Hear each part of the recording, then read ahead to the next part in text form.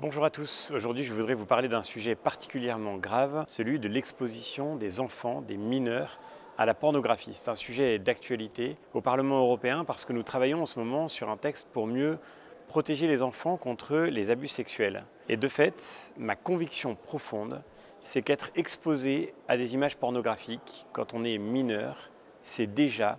un abus sexuel. Il y a quelques jours, vous l'avez peut-être suivi, l'ARCOM a publié une étude particulièrement grave qui montrait qu'aujourd'hui, en France, à 12 ans, plus de la moitié des garçons à 12 ans consomment du porno au moins une fois par mois. Que cette proportion atteint un quart des jeunes filles au même âge et que, évidemment, avec la croissance, cette consommation ne cesse d'augmenter. La proportion a explosé puisque en 5 ans, près de 40% d'augmentation de cette consommation a été repérée et c'est tout à fait normal parce que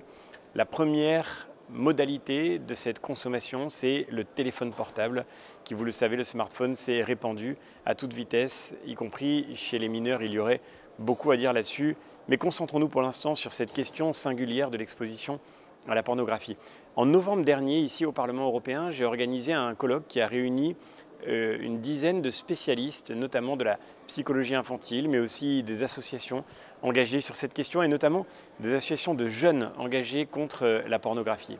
Et cette rencontre a permis de faire le point sur l'état des connaissances aujourd'hui disponibles en matière de psychologie. Nous avons notamment eu le témoignage de quelques experts, de spécialistes d'accompagnement des jeunes,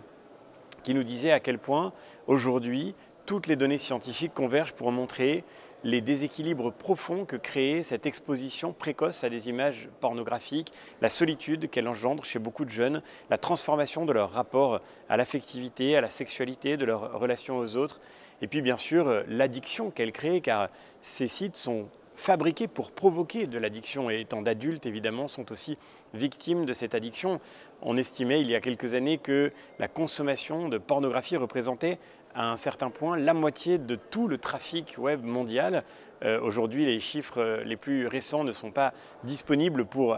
actualiser cette statistique, mais c'est un fait en tous les cas que ces sites ont pour propriété de créer de l'addiction, qu'ils sont construits pour cela et qu'ils sont faits en particulier pour saturer, capter, conserver l'attention de leurs plus jeunes utilisateurs. Je vous le disais en commençant, nous avons aujourd'hui sur la table une proposition de la Commission européenne pour mieux protéger les enfants contre les abus sexuels. Et dans cette proposition, il y a beaucoup de très bonnes choses que nous soutiendrons bien sûr pour lutter contre la pédocriminalité. Mais si nous écoutons les psychologues, eh bien nous devons nous rendre à l'évidence aujourd'hui ce que nous disait l'un des médecins qui nous parlait, être exposé à 10 ans, 12 ans, 14 ans, être exposé alors qu'on est encore un enfant à des images de pornographie, à des images parfois malheureusement de violences pornographiques, de violences sexuelles, c'est une expérience qui laisse sur le développement du cerveau, de la psychologie, de l'attention, de la personnalité, le même type de traces qu'une atteinte sexuelle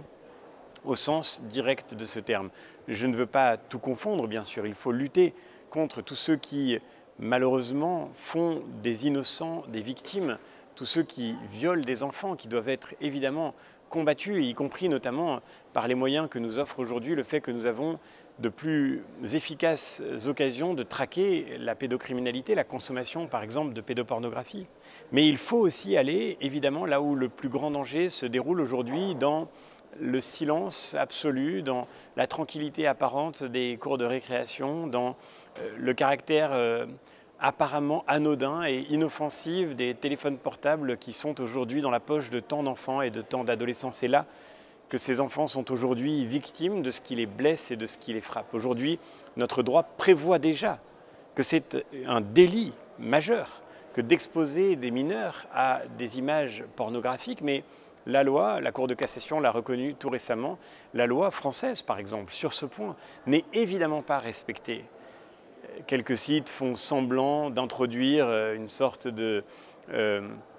questionnaire auto-administré où il s'agit seulement de cliquer pour dire que l'on est majeur. Ça n'est évidemment pas une protection à partir du moment où il est si facile, quand on est mineur, de se faire passer pour un majeur. Et par conséquent, encore une fois, notre plus haute autorité administrative l'a reconnu. Aujourd'hui, notre droit n'est pas actuellement appliqué. Il faut donc que,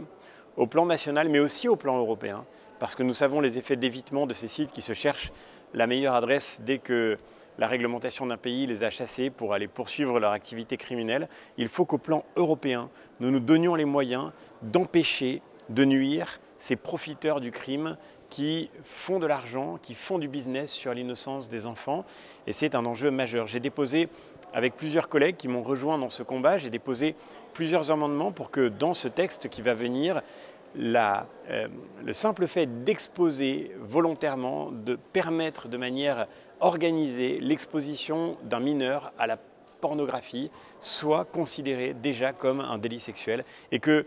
nous puissions de ce fait fonder la législation nécessaire pour mettre en œuvre les barrières technologiques. Elles existent. Le Royaume-Uni y a travaillé. C'est le cas en particulier de celle qui consiste à demander par exemple une carte de crédit à celui qui veut utiliser les sites en question. Cartes de crédit qui, on le sait, sont très peu accessibles à des mineurs, en particulier des mineurs qui sont parmi les plus jeunes et donc parmi les plus susceptibles d'être directement blessés par cette expérience,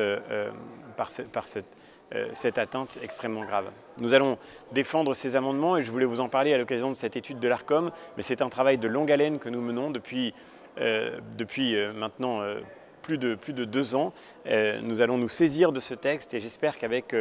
les collègues de tous les groupes concernés, car c'est un combat vraiment transpartisan, nous parviendrons à faire entendre la voix des enfants pour défendre l'innocence de ceux qui aujourd'hui sont la génération de demain, qui ne demandent qu'à découvrir la beauté de l'amour, la beauté de l'engagement des corps, plutôt que de se trouver blessés au moment où elle se construit par ces images qui l'abîment. Je ne manquerai pas de vous en reparler bien sûr, et nous y travaillerons ensemble. Merci encore et à très bientôt.